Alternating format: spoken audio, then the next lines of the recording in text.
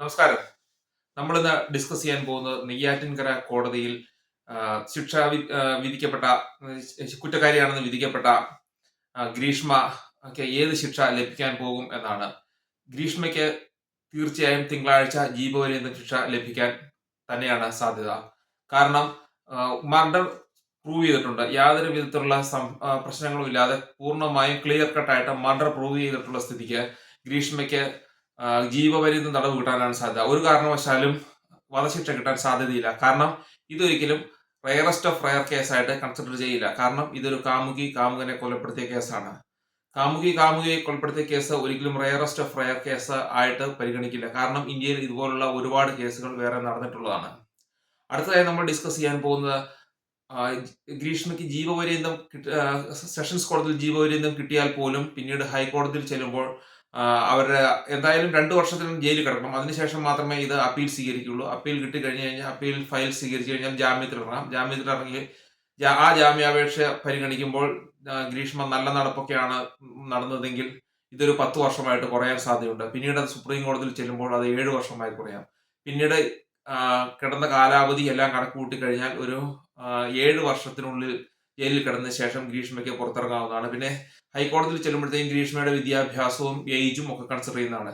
എന്നാൽ സെഷൻസ് കോടതിയിൽ ഈ ഏജോ അവരുടെ വിദ്യാഭ്യാസമോ ഒന്നും വലിയ കാര്യമായിട്ട് കൺസിഡർ ചെയ്യില്ല. കാരണം ഇത് ഒരു പബ്ലിക് സെൻസേഷൻ ഉണ്ടാക്കിയ ഒരു കേസാണ്. ഒരു പബ്ലിക് മെസ്സേജ് നൽകുക എന്നുള്ള രീതിയിലനുസരിച്ച് ഗ്രീഷ്മയ്ക്ക് സ്വാഭാവികമായിട്ടും ജീവപര്യന്തം തടവാണ് കിട്ടാൻ സാധ്യത. അതിൽ കുറഞ്ഞ ശിക്ഷ ഗ്രീഷ്മയ്ക്ക് പ്രതീക്ഷിക്കേണ്ടതല്ല.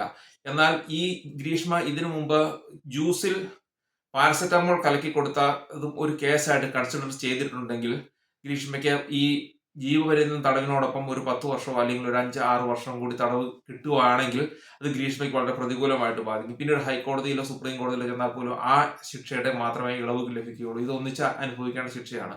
അതുകൊണ്ട് ഗ്രീഷ്മയ്ക്ക് ഏകദേശം 10-12 കൊല്ലത്തിനടുത്ത് ജയിലിൽ കിടക്കേണ്ടി വരും. എന്നാൽ ഒരു ജീവപര്യന്തം മാത്രമാണ് കിട്ടുന്നതെങ്കിൽ ഒരു 7 വർഷം ജയിലിൽ കിടന്ന ശേഷം ഗ്രീഷ്മയ്ക്ക് പുറത്തിറങ്ങാവുന്നതാണ്.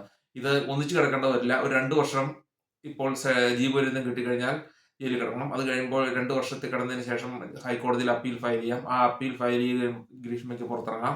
അതിനുശേഷം വീണ്ടും അപ്പീലിന് വിധി വരും. അതൊരു 10 വർഷമായിരിക്കും. പിന്നെ പോയി കുറച്ച് നാൾ കിടക്കേണ്ടി വരും. അതായത് 1-2 വർഷം കിടക്കേണ്ടി വരും. പിന്നെ സുപ്രീം കോടതിയിൽ വേണമെങ്കിൽ പോകാവുന്നതാണ്. സുപ്രീം കോടതിയിൽ പോയി കഴിയുമ്പോൾ അത് ഇത്രയും കാലം കിടന്നതും നല്ല നടപ്പും കാര്യങ്ങളും എല്ലാം പരിഗണിച്ച് 7 വർഷമായിട്ട് ചുരുക്കുകയും ഒരു 7 വർഷത്തിനുള്ളിൽ 7 വർഷം ജയിലിൽ കിടന്നതിന് ശേഷം അവർക്ക് പുറത്തിറങ്ങാവുന്നതാണ്. ഇത് വളരെ ക്ലിയർ കട്ടായിട്ട് പ്രൂവ് ചെയ്ത ഒരു കേസാണിത്. അവർക്ക് യാതൊരുവിധ എക്സ്ക്യൂസും പറയാൻ പറ്റില്ല. കാരണം ഇത് മെൻസറിയയും ആക്ടസസും അതായത് മെന്റൽ ഇന്റൻഷനും അവർ ചെയ്ത വർക്കും 100% പ്രൂവ് ചെയ്യപ്പെട്ട ഒരു കേസാണ്. അതുകൊണ്ടാണ് അവർക്ക് അങ്ങനെ ചെയ്യാം. അവർക്ക് യാതൊരു നീതീകരണവും ഇതിൽ ലഭിക്കില്ല എന്ന് പറയാൻ കാരണം അവർ 100% ബുദ്ധിയോടുകൂടിയും അറിവോടും കൂടിയും തന്നെ ചെയ്ത ഒരു കൊലപാതകം തന്നെയാണിത്. അതുകൊണ്ട് അവർക്ക് ഉറപ്പായും ജീവപര്യന്തം കിട്ടാനാണ് സാധ്യത.